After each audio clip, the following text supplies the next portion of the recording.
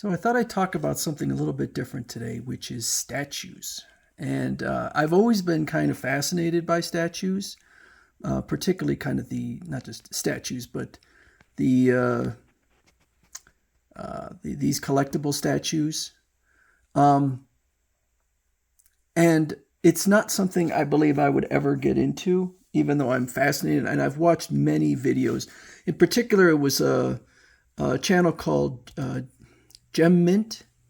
Let's see, it was Gem Mint Collectibles. So I used to watch this fellow, and he would do unboxing for statues, and I really found it fascinating. And the reason that there's a couple reasons why I've never gotten into statues. First of all, I like the engineering of figures, articulated figures, and then we have the price here. And so these are the highest of high end figures or statues on Big Bad Toy Store. Although watching the Gem Mint collection videos, there are lots and lots of these statues that are very, very expensive. This is just a small sampling. And by the way, the Gem Mint channel does way more than just statues. That was only one thing that he would do. The other issue with this is just the sheer size of these.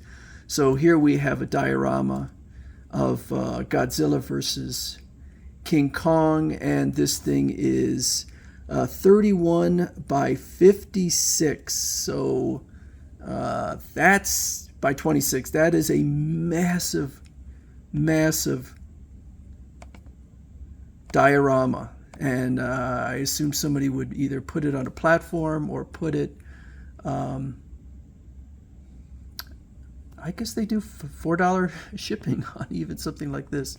It would take up a massive amount of room. And so you'd have to really be a dedicated, either just a ridiculously large house or a really, really dedicated fan to have something like that. And here's some other cool ones. They have the Dark Knight Hyper Real.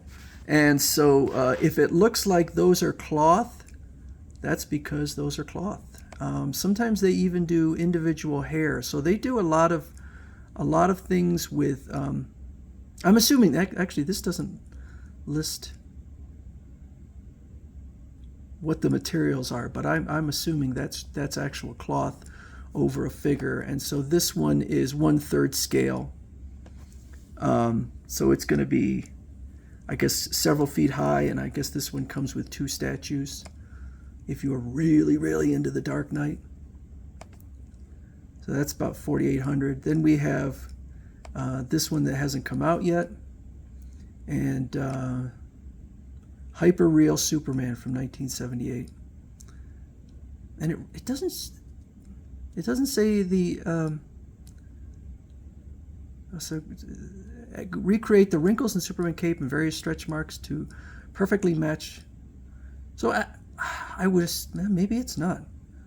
Maybe it's not. But I know that a lot of these statues will use different materials in them. So watching I don't know if it's the case with some of these, but watching the Gem Mint videos, a lot of these statues require assembling. So they come in pieces. And so right down here it talks about swappable heads. But the other thing I noticed on there was that a lot of the statues had some damage here and there, and that seemed like they were just he seemed like he was kind of accepting that as part of just, that's what you get with statues, is sometimes you get damage. But definitely, so here's one, an epic diorama, and I'm sure that you have to take all of these and assemble them. Limited edition, 299 pieces. Sometimes people will actually commission statues, and then maybe they'll make just a handful of them. I'm surprised they even make 300 of these. So this is made out of polystone. Something like this, that there's 300 people out there that would want to buy a $3,360 DC diorama, which is, let's see, this is over 2 feet. 26 by 20 by 30. So it's a big piece. very big. We have the Predator. Again, these would just be too much space. I have a pretty good size house that I live in, and that's too much space for me. I mean, even if you had, and I've seen people with their displays of their statues, and they have, a dedicated room to it. Okay, so this is the Batman with Robert Pattinson. It's a shame they're not, for the amount of money, you think they get a little bit more into the details. Not a great image of Robert Pattinson, I don't think.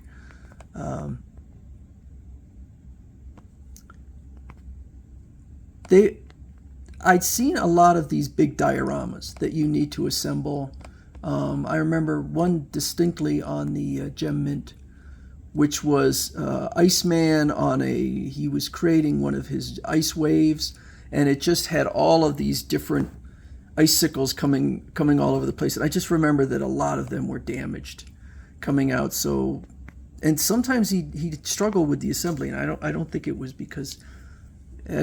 his fault. I think it just, some of the assembly was difficult, and if these were commissioned pieces, it could be a little iffy. So we have another big diorama. So you certainly can get down into the sub $100 range for statues if you're talking about a PVC statue that's probably 11, 12 inches. But these massive ones, these polystone that probably require assembly, maybe 1/3 scale. I've seen 1/2 scale, busts that are 1/1 scale. So here's a 1/2 scale one of Gandalf. You got to be a big fan. This one is 61 inches tall. How is that 1/2 scale? That's like full scale almost. Well, I guess because he's holding up. Okay, so he's holding up a sword. You got to be a huge fan with big pockets and a big house to have something like this, unless you're just all in on Gandalf and want to put him around your house. So anyway, those are just a brief look at statues. Not for me, but I do find myself fascinated by them. And for someone who has no interest in actually buying them, I certainly have watched a lot of videos on unboxing and assemblies and stuff like that. And I can tell you, I've seen the unboxing, those boxes are massive. Absolutely. You could hide a good-sized child and probably an adult in one of those boxes. So anyway, that's just a brief look at statues.